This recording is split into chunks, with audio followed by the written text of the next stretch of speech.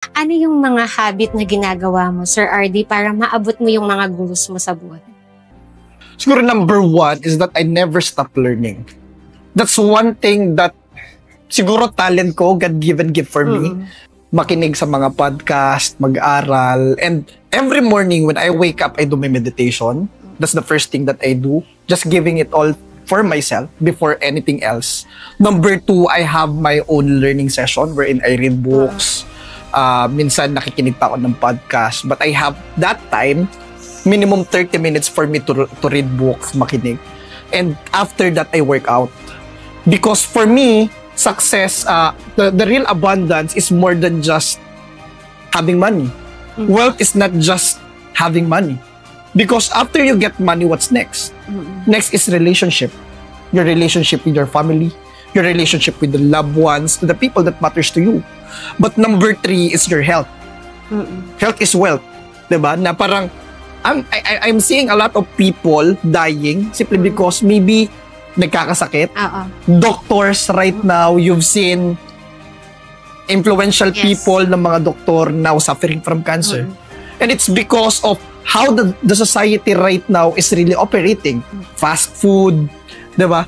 Sodium and everything. So right now, I'm in the era of creating a habit of really improving myself. If you know me, maybe 3 years ago, sobrang patpatin ko. But nagkapera, sobrang lumobo yung mukha ko. So, ibig sabihin pala, Sir RD, before, yung mga habit mo, hindi yan ang ginagawa mo? I can say that when I started doing it, nag-start na rin magkaroon ng result. Kailan ka nag-start na magkaroon ng ganong habit? It actually started during pandemic. Lockdown, walang kahit ano. First day, tuwang-tuwa ako. Yes, finally, makapagpahinga ako. Na kahit na gusto kong mag-work, hindi ako makapag-work. Second day, okay pa, saya. Netflix, nood-nood. Third day, nag-start na magtawag-tawag, kamusta kayo? Video call. Fourth day, 5 day, 1 week. Boring. Then I decided na maging financial advisor because one thing that I learned is that hindi ka yayaman kung binabayaran ka based on time that you are putting in. But babayaran ka based on the result that you're creating. That's why the biggest mistake of people na mga, sige, magre-resign na ako, gusto ko na mag-entrepreneur, is that nag-resign lang sila, but hindi malinaw sa kanila kung anong kailangan nilang gawin. Because what they know is that magtatrabaho ako mula umaga hanggang gabi. Kaya ang daming mga nag-business, they call themselves businessman, but actually, they just get a new job. But worse, before 8 to 5 lang magtatrabaho, but now, they need to work longer. Nang gumising na alas 5, matutulog na alas 12, and then repeat. Talagang pag negosyante ka kasi talagang kailangan mong i-oversee yung business mo. And yun yung hindi nila alam. Yeah. That's one thing that I believed before. That in the early stage of doing business, you have to do everything. Magiging VA ka. In e-commerce, magiging VA ka, magpapak ka, pupuntaan ng Divisoria, mag-ads ka, paproblemahin mo yung mga ad account and everything. Because at first, you need to learn everything. But a lot of businessmen get trapped on that cycle. Because nandoon na lang sila, kailangan nilang gawin lahat ng mga yon. And some people would say, okay, what you need to do is to leverage. So some people hire, build their own team, until the story will be the same all over again, paulit-ulit sa lahat. Ibang different story, different people, different scenario, but naloloko, nananakawan, nagpapadole, and whatsoever. I know this because I myself experienced this. Diba? But it takes one to know one.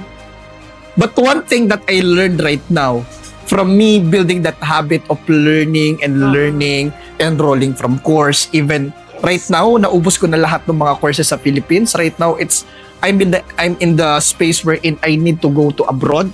I need to learn from different mentors all over the world. And one thing that I learned is that it's not a matter of leverage right now. Hindi na lang leverage yung kailangan mo, but you need to learn how to maximize technology and create systems around your business. And also, Sir RD, nasabi mo kanina na maraming negosyante na doon na lang umiikot ang buhay. And minsan nagpe-fail. Tama? Kasi nga, as a business owner, ang pinakamahirap, pag naging successful ka, is yung i-maintain yung pagiging successful. Yes. And nakikita ko sa'yo, you are doing the right thing na pwede makatulong sa ating mga viewers na negosyante and mga gustong pumasok sa pagbi-business na kung papaano mo mapapanatili yung success mo, mas mataas pa. Kasi madali lang makuha ang 1 million. Tama ba? Pero yung paulit-ulit mo siyang kitain, yun yung mahirap. Yep. Kaya kailangan continuous na mag-learn and explore na nakikita ko na ikaw, araw-araw ka nag-aaral and you are doing something na ang taas kasi ng vision. And dun sa vision mo, vision ng as an entrepreneur, dun magmumula yung katawan natin na paanong gagawin mo? Kung ang taas ng vision mo, hindi mo naman siya tatrabahuhin. So, yun yung nakita ko na ginagawa mo na you are striving talaga na para makuha mo yung iyong goal. And yung vision mo na yung business nyo ay talagang makilala din dito sa Pilipinas. Yeah. How will you maintain success? Because, as you mentioned, ganda. It's easy to be successful. Yes. 1 million could be done in 1 month. But if you're gonna ask yourself, what is success? Ano ba yung success in the first place? For some people, lalabas ng CR success. For some people, getting their first million success. But there are people earning 10 million per month and would say, ang pait ng business ngayon. Because dati silang kumikita ng 100 million na kumikita ng 10 million. So, wanna ask, what is success?